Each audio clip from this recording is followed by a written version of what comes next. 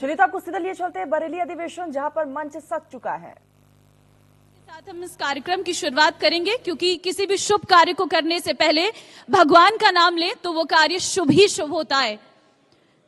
तो दीप प्रज्वलन के साथ हम बरेली अधिवेशन को शुरू करेंगे, जिसमें हम चर्चा करेंगे तमाम मुद्दों को लेकर, क्योंकि यहाँ पर सभी जनप्रतिनिधि मौजूद रहेंगे, प्रशासनिक अमला मौजूद रहेगा।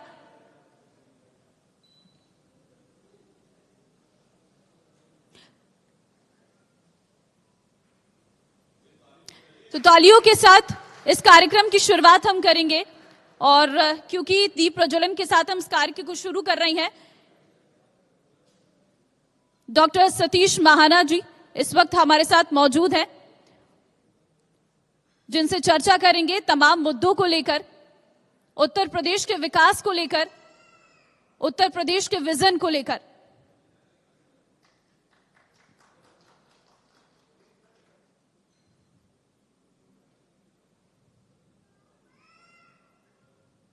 तो सबसे पहले मैं रिक्वेस्ट करती हूं श्री सतीश महाना जी से कि वो मंच पर आएं, और चैनल हेड अरविंद चतुर्वेदी जी से भी रिक्वेस्ट करती हूं कि सर सम्मान पूर्वक सतीश महाना जी का हमारे इस मंच पर स्वागत करिए। तो तालियों के साथ जरा स्वागत करिए श्री सतीश महाना जी का।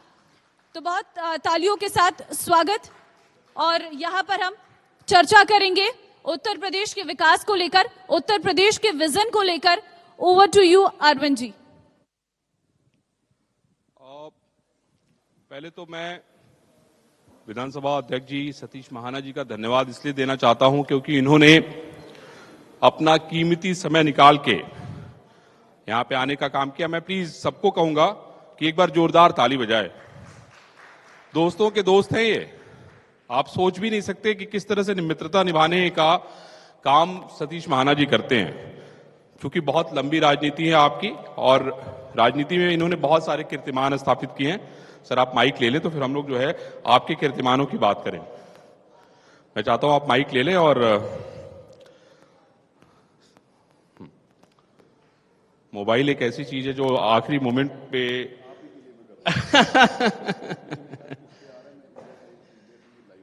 हाँ, इंडिया न्यूज लाइव, हाँ प्लीज इस पे जो है हाँ, पहले तो सर स्वागत है आपका। Thank you. हाँ स्वागत है। और मैं सर कल मन में मेरे बड़ी श्रद्धा इसलिए हो गई क्योंकि आपने सारा काम छोड़ के और इंडिया न्यूज के इस कॉन्क्लेव में आने का काम किया, और आपकी ट्रेन 2-2.5 घंटे लेट हो गई। मैं थोड़ा चिंता भी था मुझे कि रात का आज आपका डिनर कैसे होगा, इसीलिए मैंने अपने एक साथी को स्टेशन भेजा था कि डॉक्टर मतलब आप आए तो कम से कम हम लोग कुछ आपके लिए करें। तो इसके लिए मेरी बड़ी कृतज्ञता है आपके लिए मेरे मन में। और मैंने जैसा कहा कि भाई सतीश महाना दोस्तों के दोस्त हैं। नहीं, सो नाइस ऑफ यू। मैं जो आपने बोला ना कि गाड़ी लेट हो गई, तो कभी कभी ट्रेन लेट होने की वजह से समय ज्यादा लग सकता था, लेकिन जो वार्मथ थी, जो अपनापन था इंडिया न्यूज का और भाई अरविंद चतुर्वेदी का, नहीं हमारा आपका रिश्ता जो है समय को भी कम कर दिया। मेरे को बहुत अच्छा लगा कि मैं यहाँ पर नहीं, हमारा आपका रिश्ता बड़ा पुराना है, इस वजह से भी एक बड़ा कारण है। नहीं सर, हम शुरुआत करते हैं सवाल जवाब का। सर मेरे मन में जो पहला सवाल था वो यही है कि इस समय आप देखिए कार्यपालिका और न्यायपालिका, उसमें रोज कुछ न कुछ खटपट हो रही है ना। अभी मैं भारत सरकार के आपके माननीय मंत्री जी का बयान देख रहा था, न्यायपालिका की तरफ से भी कुछ चीजें आई है ना। आपको क्या लगता है, क्योंकि आपके पास विधायिका है और जो उसका समूह है वो कहीं न कहीं आप जिस पद चिन्हों पे चलते हैं उससे बहुत कुछ सीखता है, तो मैं ये समझना चाहता हूं कि उत्तर प्रदेश जो कि देश का सबसे बड़ा राज्य है, आप उस विधानसभा के अध्यक्ष हैं, उस नाते मैं आपसे इस पे जवाब चाहता हूं। अरविंद जी, कॉन्स्टिट्यूशन में 3 डेमोक्रेसी के पिलर्स बताए गए हैं, विधायिका, न्यायपालिका और कार्यपालिका जी। और संविधान में सबके अपने अपने रूल्स डिफाइंड हैं, सबके अपनी अपनी सीमाएं डिफाइंड हैं। जिस समय हम कॉन्स्टिट्यूशन की बात करते हैं तो संविधान का पहली लाइन की बात अगर हम करें तो वो कहते हैं we the people of India. जी। तो जो कुछ भी हो रहा है, जो भी सरकारें बनती हैं, जो हमारा संविधान कहता है, जो डेमोक्रेटिक सिस्टम कहता है, जो डेमोक्रेसी कहती है, जी, वो कहती है कि जनता के लिए ही सब कुछ करना है। और इस जीवन में हर व्यक्ति अकाउंटेबल है, जिस जनता ने चुना हुआ जनप्रतिनिधि अकाउंटेबल है उस व्यक्ति के प्रति, उस जनता के प्रति जिन्होंने वोट दिया है या नहीं दिया, इससे कोई फर्क नहीं पड़ता, क्योंकि चुना हुआ प्रतिनिधि की जिम्मेवारी सबके प्रति होती है। जी हाँ, जी हाँ। तो उसके प्रति अकाउंटेबल है, और विधायिका के प्रति अकाउंटेबल है कार्यपालिका। जी। तो कार्यपालिका अगर काम अपना नहीं करती तो वो विधायिका के प्रति अकाउंटेबल है। ऐसे जीवन में हर व्यक्ति एक दूसरे के प्रति अकाउंटेबल है। मैं अगर इस बात को कहूं कि देश के जो सबसे रिच पर्सन है, विद ड्यू रिस्पेक्ट टू, मैं सिस्टम के नाते से बात कर रहा हूं, इंडिविजुअल के नाते से बात नहीं कर रहा। अगर श्री मुकेश अंबानी उदाहरण के लिए है, तो एक छोटा सा एक आर्थिक दृष्टि से कमजोर व्यक्ति भी अगर उसके हाथ में टेलीफोन है और वो जियो का फोन इस्तेमाल करता है, वो 25 पैसे प्रति मिनट देता होगा या 50 पैसे प्रति मिनट, तो वो उस देश का सबसे बड़ा आदमी उस छोटे व्यक्ति को जो उसका 25 पैसे 50 पैसे में टेलीफोन उपयोग कर रहा है उसके प्रति अकाउंटेबल है। जी। परिवार में एक दूसरे के प्रति अकाउंटेबिलिटी बनती है, समाज में एक दूसरे के प्रति अकाउंटेबिलिटी बनती है। वैसे ही न्यायपालिका भी अकाउंटेबिलिटी पब्लिक के प्रति और सिस्टम के प्रति होनी चाहिए। न्यायपालिका का अपना सम्मान है, उनका आदर है, उनकी एक व्यवस्था है कि जो कुछ सरकार कानून बनाती है उस कानून की समीक्षा करना और कानून के अनुरूप यदि कोई उसमें गड़बड़ होती है तो उसको व्याख्या करना और न्याय देना। जी। कानून बनाना विधायिका का काम है, कानून को इम्प्लीमेंट करना कार्यपालिका का काम है। जी हाँ। और इन बातों की समीक्षा करना कि कानून के हिसाब से हो रहा है कि नहीं हो रहा है, ये न्यायपालिका का अधिकार क्षेत्र है। जी हाँ। तो किसी भी प्रकार का कंफ्लिक्ट नहीं होना चाहिए। दुर्भाग्य से विगत कुछ दशकों के अंतर्गत कहीं ना कहीं ये नजर आने लगा कि एक दूसरी सारी जो संवैधानिक संस्थाएं हैं एक दूसरे के ऊपर सुप्रीमेसी जाहिर करने का, अधिकार जमाने का प्रयास करती दिखती नजर आती थी। है कि नहीं है ये अलग, और इधर लगातार ये चीजें बढ़ी हैं सर। लेकिन मेरे को ये लगता है कि आप एक दूसरे की प्रतिस्पर्धा में एक दूसरे को नीचा दिखाकर डेमोक्रेसी को मजबूत नहीं कर सकते। एक दूसरे के साथ चल के डेमोक्रेसी को मजबूत कर सकते हैं, और साथ तब चलेंगे जब सब लोग अपनी अपनी सीमाओं में रहकर अपना अपना उस काम को करेंगे।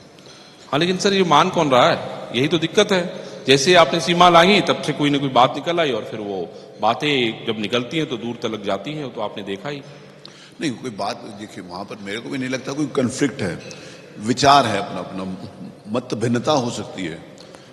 और जिस समय आज वहां पर वो हाईएस्ट लेवल की बात है गवर्नमेंट ऑफ इंडिया की, वहां पर मैं उसके ऊपर कोई टिप्पणी ना करने का मेरा अधिकार है, ना मेरी क्षमता है। जी जी। लेकिन ये बात जरूर कहूंगा कि सबके लिए संविधान में अपनी अपनी ड्यूटीज, डूज एंड डोंट्स लिखे हुए हैं। तो हम उस डूज एंड डोंट्स को अगर यदि फॉलो करेंगे तो हम डेमोक्रेटिक सिस्टम को मजबूत करेंगे, और जिस समय डेमोक्रेटिक सिस्टम मजबूत होगा, देखिए पूरी दुनिया में जी जिस समय डेमोक्रेसी की बात होती है, सिस्टम की बात होती है, तो आलोचना करना बहुत आसान काम होता है। मैं एक जगह पर बैठा हुआ था, काफी विद्वज्जन थे वहां लोग, उन्होंने कहा ये नेता लोग इस टाइप से जिस प्रकार से कहा जाता है, तो मैंने कहा what is the system which will run, जो पब्लिक के इंटरेस्ट में काम करेगा, देश के इंटरेस्ट में काम करेगा। देश और समाज का इंटरेस्ट मतलब ultimately it goes to the people of the country. जी। माननीय प्रधानमंत्री जी कहते हैं कि जो कुछ भी मैं करता हूं वो देश की 130 करोड़ जनता के लिए करता हूं। सही बात है।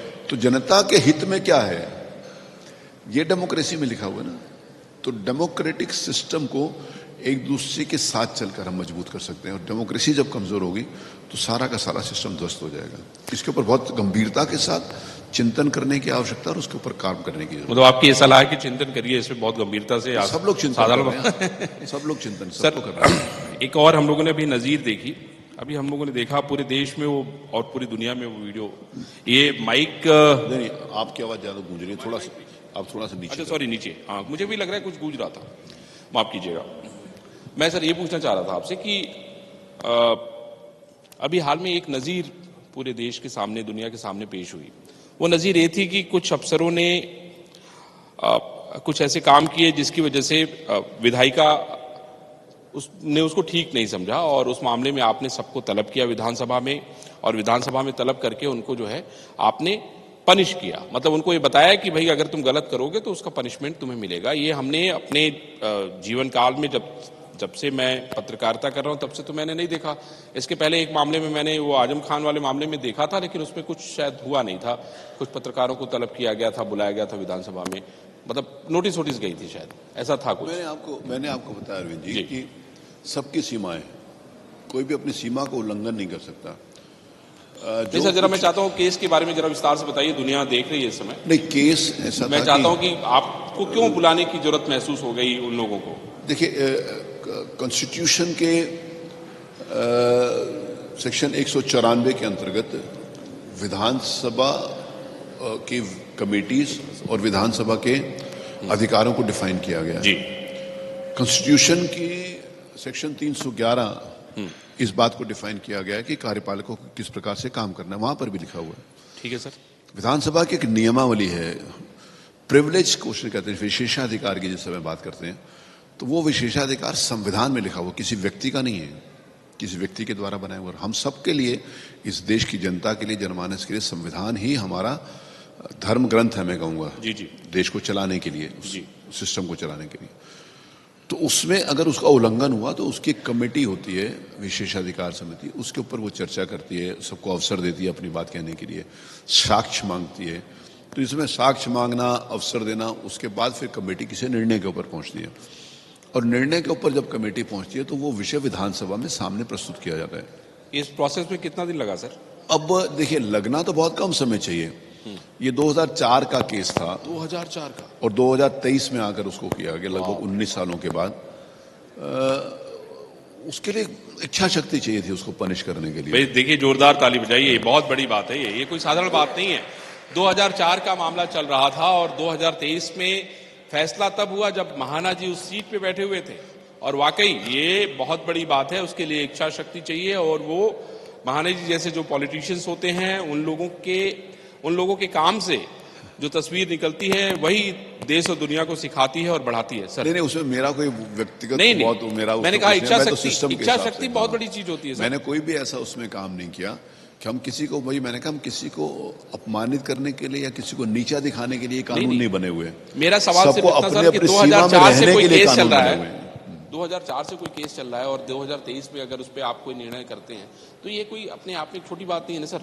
6 साल उधर हो गया, 10 साल इधर हो गया, 14 ये हो गया, 17 साल बाद अगर कोई, मेरा प्रयास होगा कि अगर इसी सत्र के अंतर्गत 5 वर्ष के कार्यकाल के अंतर्गत यदि इस प्रकार की कोई विषय आते हैं समिति के समक्ष, तो उसी स्टिपुलेटेड टाइम के अंतर्गत ही उसका निस्तारण कर देना चाहिए और विधानसभा में आना चाहिए।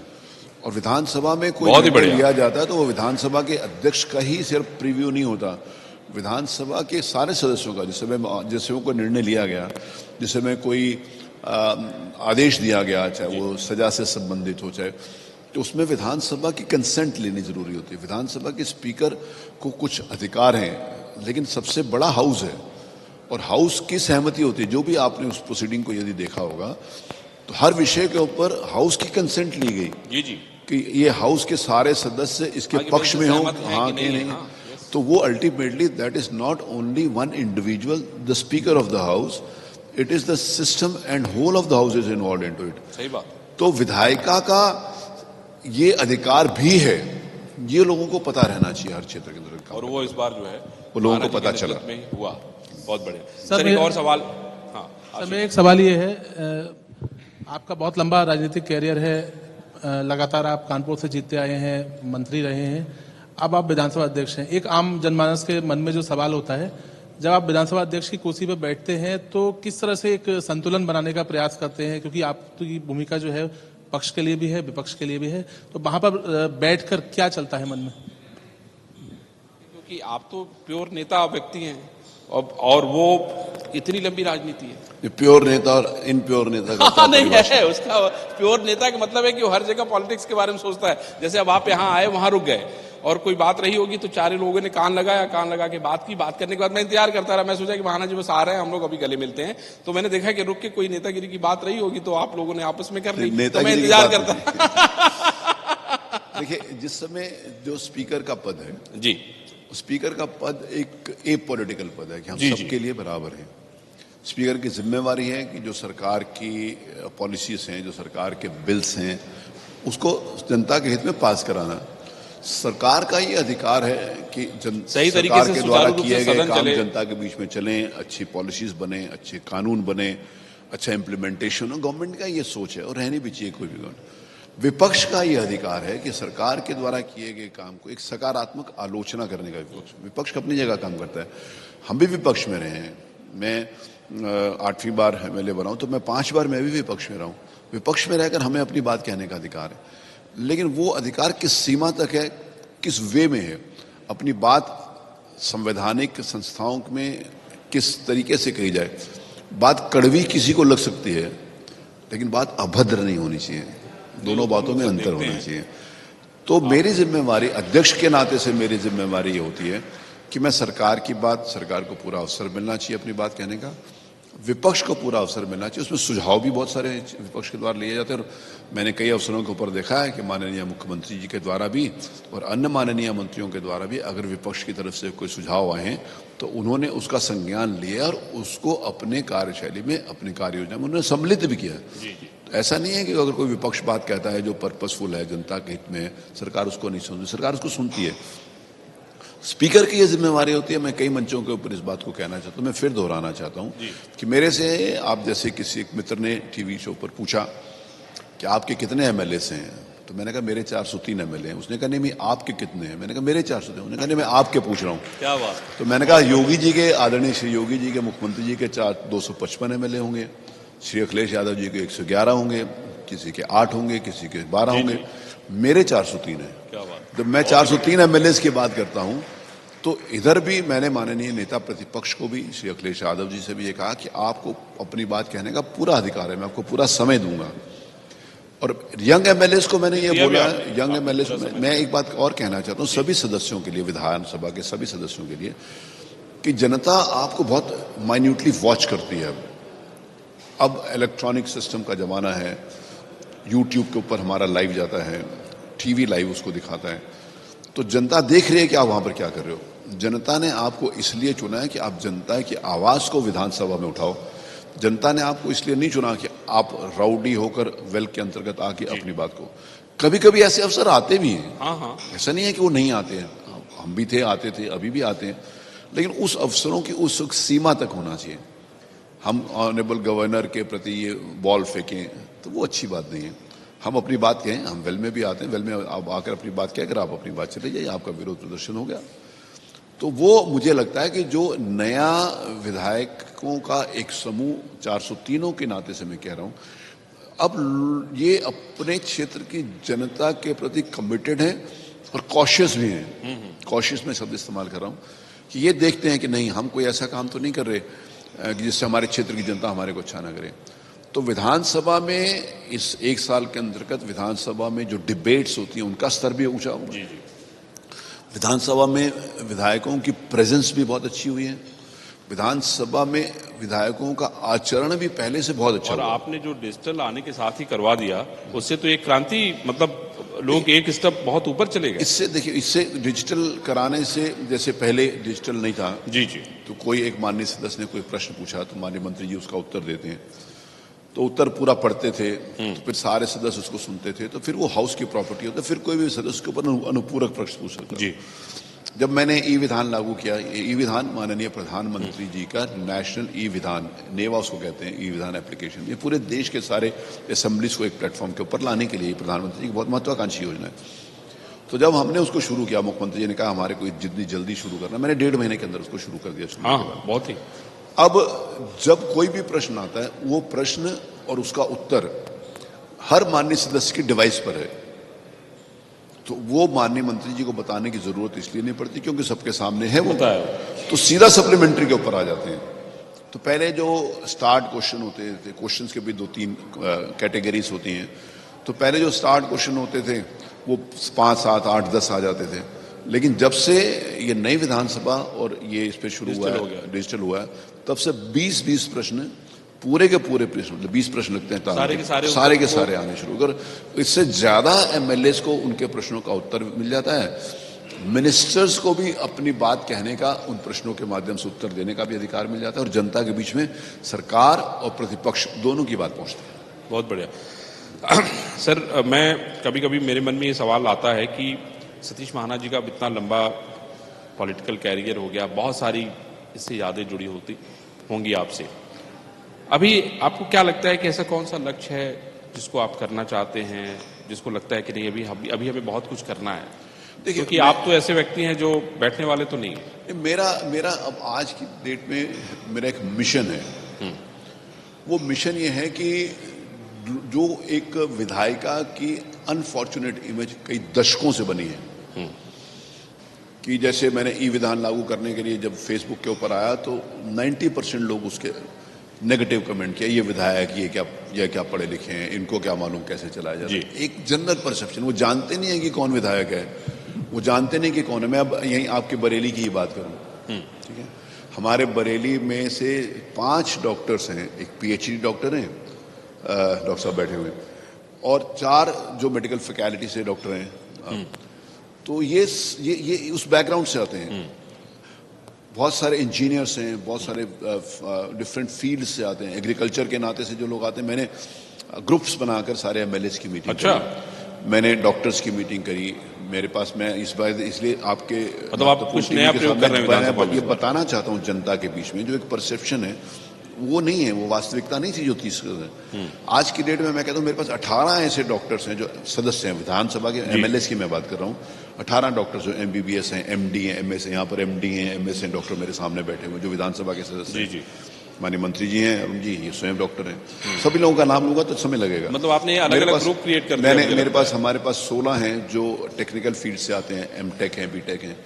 मेरे पास 15 एमएलएस ऐसे हैं जो मैनेजमेंट से आते हैं, एमबीए हैं, बीसीए हैं। मेरे पास 85 लॉ ग्रेजुएट्स हैं। मैं आपको बताऊं, मेरे 85 लोग लॉ ग्रेजुएट्स हैं। ये तो एकदम मेरे पास 16 ऐसे सम्मानित पीएचडी होल्डर्स डॉक्टर्स हैं जिन्होंने विभिन्न विधाओं के अंतर्गत रिसर्च करी हुई है। मेरे पास 14 ऐसे लोग हैं जो डिफरेंट सर्विसेज से आगे। ताली बजाइए, ये कोई साधारण बात नहीं है। मतलब एमएलए आपकी सोच ही आपको जो है ये बताती है कि नहीं आप किस तरह से काम करते हैं। आईएएस हैं, पीसीएस हैं जो छोड़कर अब विधायक बने। जी।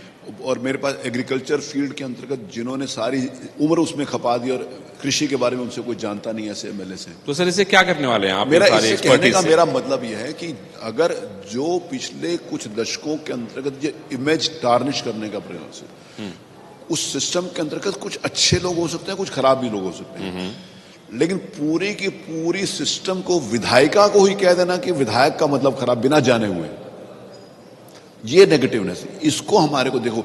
अगर सब कुछ खराब था, मैं अगर इनडायरेक्टली एक ही लिस्ट नहीं बनाई जो अपराधी प्रवृत्ति वाले उनकी लिस्ट? मेरी बात सुनिए ना, इशू ये है कि पहले जिन्हीं का डिस्कशन होता था वही होते थे जी। जो दिखाओगे वो कहते हैं जो दिखता है वो बिकता है। मैं क्षमा चाहता हूँ ये बात कहने के लिए। एक बार एक टीवी वाले दिखा रहे थे, मैं किसी का नाम नहीं दे रहा, मैं सिर्फ एग्जाम्पल के रूप में बता रहा हूँ। 15 अगस्त का दिन था, उस समय वो कसाब एक जो अपराधी था जिसने मुंबई में वो मारा था, उसका वो बहुत चल रहा था। तो वो फोटो उन्होंने कुछ देश के शहीदों की फोटो जाके पार्क में उन्होंने दिखाई, 15 अगस्त का दिन है, ये देखिए जी ये कौन है। तो वहां पर जो पार्क में लोग बैठे उन्होंने कहा हम नहीं पहचानते कि कौन है। दूसरे से पूछा ये कौन है, उसने कहा हम नहीं पहचानते कौन है। तो उन्होंने कहा जी ये एसपी हैं जो वहां पर श्रीनगर में जिनको आतंकवादियों ने मार दिया था। तो उन्होंने कहा सॉरी हमें नहीं मालूम जी। तो फिर उन्होंने कुछ अपराधियों की दिखाई, तो उन्होंने कहा इनको पहचानते हो, उसने कहा पहचानते हो, उसने कहा ये कौन है, उसने उसका नाम लिया, ये फलाना अपराधी है। दूसरे को उसने कहा हम भी जानते हैं ये फलाना अपराधी है। तो वो टीवी एंकर ने, वो मैं पूरे सम्मान के साथ कह रहा हूँ, किसी व्यक्ति का नाम भी नहीं, उन्होंने कहा देखिए जनता को ये भी नहीं मालूम, जनता को ये नहीं मालूम कि एसपी जो शहीद हुआ था उसकी फोटो नहीं पहचानते और अपराधी को पहचानते हैं। विषय यह है कि टीवी वाले जब उस एक अपराधी को 10 साल तक उसकी फोटो दिखाएंगे और जिसने शहादत दिया उसकी एक दिन भी नहीं दिखाएंगे तो जनता कैसे पहचानेगी? तो टीवी को भी वो चीज दिखानी चाहिए जो पॉजिटिव है। जो नेगेटिव अगर आप चीज दिखाएंगे तो लोगों के मन में नेगेटिव लोगों को नहीं एकदम सही सर। आप अगर उन अपराधियों को ही दिखाना चाहते हैं तो जनता के बीच में वही इमेज जाएगी। अगर आप इन लोगों को दिखाना चाहते हैं जो मेरे सामने नहीं सर, आपने बड़ी अच्छी बात कही। हम लोग जो है आपके जो है आपने जो कलेक्ट किया है उसको जरूर दिखाना चाहेंगे कि भाई इतने सारे आपके पास आईएएस हैं, आईपीएस हैं, इतने सारे एग्रीकल्चर के लोग हैं। आपने बताया 80 लोग ऐसे हैं जो लॉ से संबंधित हैं, तो ये कोई साधारण मामला नहीं है। तो बड़ी 18 लोग या 16 लोग एमबीए हैं। तो अगर इनडायरेक्टली देखा जाए, जो लोग जिन्होंने इस बात की तरफ ध्यान नहीं दिया, मैं क्षमा नहीं, मैं यही कहना चाह रहा हूँ। ध्यान नहीं देने का मतलब है आप अगर कहते हैं कि सारे अपराधी हैं नहीं, मैंने सारे अपराधियों की अब बात जो नहीं पहले कहते रहते या सारे अनपढ़ हैं, इसका मतलब इनडायरेक्टली आप केवल उन चुने हुए प्रतिनिधियों को ही नहीं कह रहे, आप इस देश की डेमोक्रेटिक सेटअप में उस जनता का माइंडसेट भी बता रहे हैं कि ये गलत लोगों को चुनते हैं। ये सत्य नहीं है, लोग अच्छे लोगों को चुनते हैं और अच्छे लोगों को नहीं सर, हम तो इसीलिए आपको देखिए बधाई दे रहे हैं कि आपने कम से कम ये बात सर सोची। एक सवाल मैं पूछना चाहता हूं आपसे। हाँ। मेरा सवाल ये है कि जब आप सदन में होते हैं उस समय पक्ष और विपक्ष दोनों आपके सामने होते हैं, आप शीर्ष पर बैठे रहते हैं, लेकिन सर इतना ज्यादा शोर होता है, जनता के जो असल मुद्दे हैं वो दब जाते हैं। इतना कभी वेल में आके लोग चिल्ला रहे हैं, कभी सड़क पर आकर प्रदर्शन कर रहे हैं। सदन चलता है एक निश्चित अवधि के लिए, लेकिन कभी कभी सार्थक चर्चा नहीं हो पाती है, सदन को आपको अनिश्चित काल के लिए स्थगित करना पड़ जाता है। तो ऐसा कुछ किया जाए जो जनता बोलती है ना कि माननीय हमारे सम्माननीय है, हमारे लिए कुछ ऐसा करें जो कि बाद में जनता बाहर निकलने पे भी ताली बजाए। आपने बहुत महत्वपूर्ण प्रश्न किया। पिछले एक वर्ष के अंतर्गत 4 सेशंस हुए हैं जी। विधानसभा के 4 सत्र हुए हैं। एक बार जिस समय विधानसभा गठित हुई तब ऑनरेबल गवर्नर से एड्रेस हुआ था, बजट सेशन हुआ था, फिर दूसरा एक सेशन हुआ था, फिर तीसरा अनुपूरक का बजट हुआ था, फिर चौथा सेशन। 4 सत्र में सिर्फ 36 मिनट 36 मिनट्स एडजर्नमेंट हुआ है। भाई ताली बजाइए, बहुत बड़ी और मैं बात है। आपको मैं सिर्फ बहुत बड़ी संज्ञान बात देना है। चाहता हूं, आपकी जानकारी में है, आपकी जानकारी में सिर्फ याद देना चाहता हूं कि रात को 12 बजे के बाद तक बैठकर भी सत्र चलाया लोगों ने सत्र चलाया। जी जी। और ये सत्र बहुत बढ़िया। एक भी दिन ऐसा नहीं हुआ जब 9 साढ़े 9 बजे से पहले किसी दिन में खत्म हुआ हो। तो ये आपको कुछ पुरानी यादें आप ताजा कर रहे हो, वर्तमान में ऐसा नहीं है। नहीं सर, अच्छी बात है ये। सर एक चीज और भी आजकल देखने को मिलता है सर कि आदमी मोबाइल जो है 24 घंटा अपने पास लिया रहता है और विधानसभा में भी चलाता है। अभी कर्नाटक में एक इतना हल्ला मच गया, वो विधानसभा में कोई वीडियो देख रहा था कोई एमएलए। तो आपको क्या लगता है कि जब जनता की बातचीत हो, क्योंकि आप तो उसके मुद्दों को लेकर विधानसभा में आए, तो क्या ऐसा नहीं हो सकता कि भाई विधायक भी मोबाइल बाहर रखें? नहीं, विधायकों को अब कोई विधायक मोबाइल नहीं चलाता। विधायक को मोबाइल पे विधानसभा में मैंने पहले ही सत्र के अंतर्गत इस बात को सख्ती से ये निर्देश दे दिया था कि किसी भी विधायक की अगर टेलीफोन की घंटी बजेगी तो मैं फोन भी जब्त कर लूंगा और उनको नाम भी ले लूंगा। तो मैं बड़े गर्व के साथ कहता हूं कि कोई भी विधायक विधानसभा के सत्र के दौरान मोबाइल को इस्तेमाल नहीं करते, एकदम नहीं करते। और किसी ने अगर किया हो तो उसको, पहले किसी ने किया हो तो उसको हम संज्ञान में लेते हैं, और किसी एक आधे व्यक्ति के नाते से पूरे सिस्टम को खराब नहीं कहना चाहिए। इन दिनों के अंतर्गत इस प्रकार की उत्तर प्रदेश की विधानसभा के किसी भी माननीय सदस्य की ये शिकायत नहीं आई, और एक सदस्य की शिकायत आई थी, मैंने उसको उसी समय विधानसभा को हाउस छोड़ने के लिए आदेश दे दिए गए थे और उन्होंने हाउस छोड़ा था। तो मतलब आप ये कहते हैं सर कि आप अगर जनता के मुद्दों को लेके आए तो मोबाइल को भैया शांति से रखिए, है ना? और नहीं, मोबाइल से बड़ा डिवाइस आपके सामने है। हाँ। देखिए मैं एक बात कहता हूं जी। कि जनता ने जिस काम के लिए आपको चुना है, देखिए उस काम को आप यहां करिए। जो विधानसभा के अंदर आपको काम कर सकते हैं वो विधानसभा के बाहर नहीं कर सकते। विधानसभा के बाहर वो आपको अपॉर्चुनिटी नहीं है जी। जो विधानसभा के मंडप के हैं जी। तो विधानसभा के मंडप की अपॉर्चुनिटी को आप क्यों मिस करना चाहते हैं उस काम को करके जिसके लिए आपको बाहर अवसर है? तो ये बात हमारे सभी विधायकों लोग मान लिए, उन्होंने मानी है। उनका I would like to thank them. और पब्लिक इंटरेस्ट में मैंने कहा कि बहुत पॉजिटिव डिबेट्स इस समय विधानसभा में हो रही है। माना सर, मैं आपसे ये पूछना चाह रहा था कि आपका परिवार भारतीय जनता पार्टी से बहुत पुराना जुड़ा हुआ है, आपका बहुत लंबा एसोसिएशन है। अब आगे क्या होगा? अभी तो आप बहुत महत्वपूर्ण पद पे है, लेकिन मैंने कहा कि भाई एज ए पत्रकार होने के नाते मेरे मन में ये इच्छा होती है कि भाई महाना जी आगे क्या करने वाले हैं। क्योंकि पॉलिटिकल व्यक्ति हैं तो राजनीति तो छूट नहीं सकती, तो वो कहाँ जाएगी, किधर जाएगी? ऊपर ही जाएंगे जब तक हैं ये तो ऊपर वाले को मालूम है कि जब तक उसने कृपा करी हुई है कि जब तक जनता की सेवा। देखिए, जनता की सेवा बहुत भाग्य से मिलती है। जी जी। मैं इस बात को भी कहना चाहता हूं कि एक परिवार में जब हम रहते हैं उस एक परिवार को साथ लेकर चलना, उसको सेटिस्फाई करना कठिन होता है। और जो व्यक्ति जनता के बीच में लाखों लोगों के द्वारा चुन कर आता है जी, और उसको सेटिस्फाई करने हर व्यक्ति आता है। देखिए, मैं एक छोटा सा एग्जाम्पल बताता हूँ। जब मैं जिस मर्जी बड़े पद के ऊपर हूँ उस जनता की वजह से जिन्होंने एक एक वोट देकर मुझे वहां पर उठाया। एक एक वोट का महत्व है। जिन्होंने नहीं दिया उनका भी उतने ही मैं एमएलए हूँ, जिन्होंने दिया उनका भी उतना ही मैं एमएलए हूँ। इस बात को समझने की आवश्यकता है कि उसके प्रति हमारा कमिटमेंट कितना है, क्या है। और जिस समय उनके द्वारा बैठाया हुआ हम इस सीट पर बैठे हैं, तो हमारे को वही काम करना है जो जनता ने हमसे अपेक्षा करी है। मेरे फादर कहा करते, मेरे फादर संघ के अधिकारी थे, मैं बाल्यकाल से संघ का स्वयंसेवक हूँ। बहुत ही वो इस बात को कहते थे कि अगर काम को नहीं कर सकते तो छोड़ दो, कोई जरूरी नहीं है कि आपको राजनीति में काम करना है। और राजनीति में काम करना, मैंने कहा ना, जिसके ऊपर भगवान की कृपा होती है बहुत। अभी हम जब बैठते हैं, हमारे पास एक व्यक्ति आता है कि अध्यक्ष जी, पहले मैं मंत्री था तब, और अब अध्यक्ष जी, हमारी नाली जाम है, हमारी नाली साफ नहीं है। तो उसका ये अधिकार है मेरे को कहने का कि मैं चुना हुआ प्रतिनिधि हूँ, उसका अधिकार है। थोड़ी देर में कोई व्यक्ति आता है कि मेरे को पारिवारिक ये समस्या है, हमारे ये डिस्प्यूट्स हैं। परिवारों में हर जगह है, कोई ऐसी जगह नहीं है जहाँ पर ना हमारे डिस्प्यूट्स आए। तीसरा व्यक्ति आता है कि मेरे साथ किसी ने कुछ गड़बड़ कर दिया, पुलिस वाले से मेरी मदद। चौथा व्यक्ति आता है कि मैंने एक ठेलिया लगानी है, मेरे को 100 रुपया चाहिए। पांचवा व्यक्ति आता है कि मुझे 5,000 करोड़ का इन्वेस्टमेंट करना है, तो मुझे बताइए। तो हर श्रेणी का हर व्यक्ति अलग अलग आता है, तो उसके लिए पेशेंस और सावधानी बरतनी चाहिए। मैं इस बात को कहता हूं, माननीय प्रधानमंत्री जी से मैंने बहुत कुछ सीखा है। मेरे से उन्होंने पूछा कि आप 8 बार कैसे जीते हो। मैंने कहा, मैं सर अपने क्षेत्र की जनता को इस बात की गारंटी नहीं देता कि तुम्हारे सारे काम हो जाएंगे, लेकिन इस बात की गारंटी जरूर देता हूं कि तुम्हारे सारे कामों का प्रयास मैं जरूर करूंगा। क्या बात से इस बात को क्या बात भाई। महाना जी की एक अच्छी बात मैं बताऊं, महाना जी खुद फोन उठाते हैं। अगर ये व्यस्त नहीं है ना तो खुद फोन उठाते हैं और खुद फोन का जवाब देते हैं, चाहे रात को आप कितने बजे भी फोन करिए। ये मैंने बहुत कम लोगों में देखा है, और इसके लिए आप लोग प्लीज ताली बजाइए। और सर, ये बड़ा हमारा शानदार सेशन है। मैं सबको कहूंगा कि एक बार उठ के हम लोग महाना जी का स्वागत करेंगे और जोर से ताली बजाएंगे प्लीज सारे लोग। ये थैंक यू। देखिए, अच्छा व्यक्ति मिलना और अच्छा नेता मिलना बड़े सौभाग्य की बात है, और ये हमारे प्रदेश की एक, इसको हम कहेंगे कि एक अच्छी किस्मत है जो हमारे पास सतीश महाना जैसे नेता है। सर, आपने अपना कीमती समय हमें दिया, इतना महत्वपूर्ण, और आप यहाँ आए और सिर्फ इसी कार्यक्रम के लिए आइए, इसलिए हम लोग जो है आपका और तहे दिल से स्वागत कर रहे हैं, और बरेली भी स्वागत कर रहा है। क्यों डॉक्टर साहब, है ना? Thank you. बहुत बढ़िया सर।